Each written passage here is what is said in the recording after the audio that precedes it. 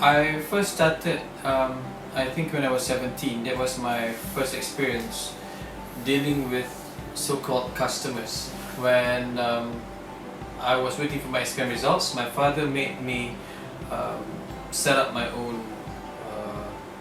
tikar, they call it, or a mat to be sold at a Friday market or pasar malam, basically, where I had a chance to meet a lot of people selling petai, pucuk paku, jering, pucuk ubi, and everything was sold in a bundle of 1 ringgit, 50 cents, 2 ringgit. And that was my first experience of trading. At the tender age of 17, my late father, wanted me to understand the world of business and entrepreneurship.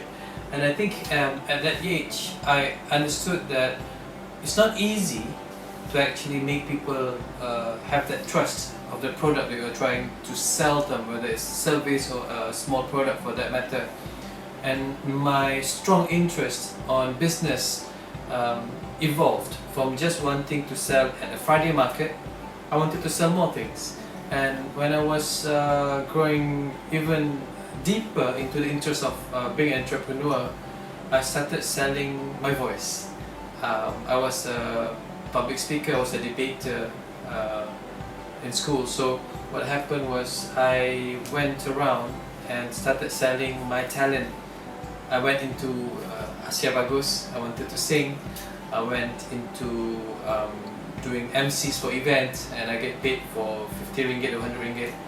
And then I was selling my talent, as per se. And from there on, I started to understand the business of trading. So as time goes by, when I first studied my first degree in New Zealand, I was also selling items that I bought from New Zealand to my friends in Malaysia. And coming back from overseas, I was working as an auditor, and I opened a company called Fazley International Tradings. That is when I started selling baby clothing. I started selling handbags for women. I started selling kuih raya, all these cookies for festive seasons. I started selling hampers, and I even had a small department called Fazley Gadgets, where I sell lifestyle gadgets. This is what, 12 years back, and we had a handphone that was put on a watch, which is then a very peculiar item.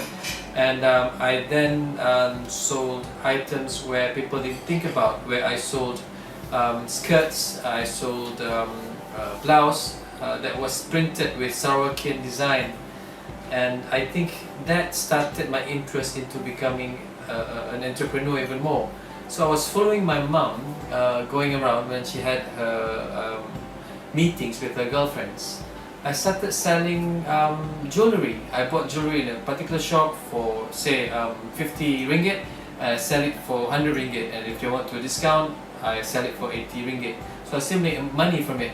So I started selling jewellery. I started selling cookies, and I never thought that one day I was going to be an executive chef and a restaurateur, or an owner of a restaurant, after winning MasterChef. I joined MasterChef by chance, and I won, and I went to Le Cordon Bleu to study. And after finishing my French pâtissier, I opened SukaSucre Bistro. And 3 years after, we won 9 awards at the Malaysian International Gastronomy Festival, and my first recipe book, My Sucre Story, won the first prize at the World Gourmand Cookbook Award. And I've got another partnership restaurant in Singapore, which is called the Race Bistro. And all this made me into a person who's selling food, and my strong interest into creating something unique for the people to eat becomes my business right now. And I don't just sell food, I sell ideas about creating fusion food. I sell recipes, and I think being an entrepreneur started many years back because my father, my late father, he came from a family who sold a lot of mee goreng by the roadside. My mom, for that matter, was helping her mom, my grandma, to sell all this kuih Melayu to all the kampung people in Negeri Sembilan. Yes, I'm from Negeri Sembilan. And I think the strong inclination towards wanting to become an entrepreneur started when I was a lot smaller, but I gained my interest at the age of 17 because basically I was one of the pasar malam kid who sold all these pucuk pakus.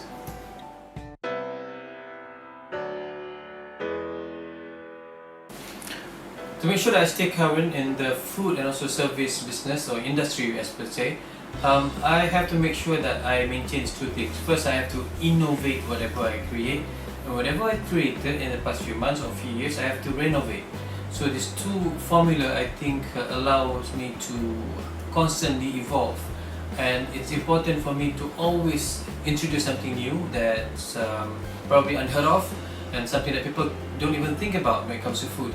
And I have to constantly do my research to be able to entice those who wants to try new food, or to even to entice people who want to try my food.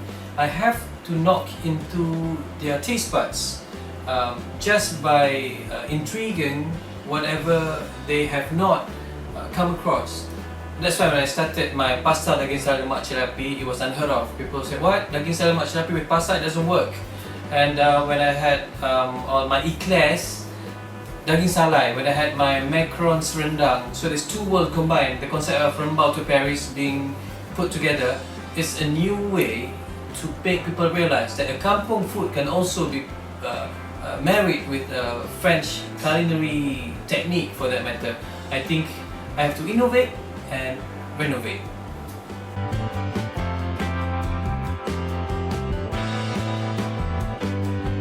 Now, if there's a recipe of life that I would like to share with you, I'm going to read it out because it's a long recipe, but listen well for those young entrepreneurs. To be a successful person, all you need is 4 drops of easygoing, 2 spoonfuls of simplicity, 1 cup of self-esteem, half a cup of good humor, 2 tablespoons of positivity, 2 cups of resilience, and most importantly, 1 whole big bowl of smiles. And mix it up all together, whisk it to stiff peak, bake it in the live oven, and voila, a delicious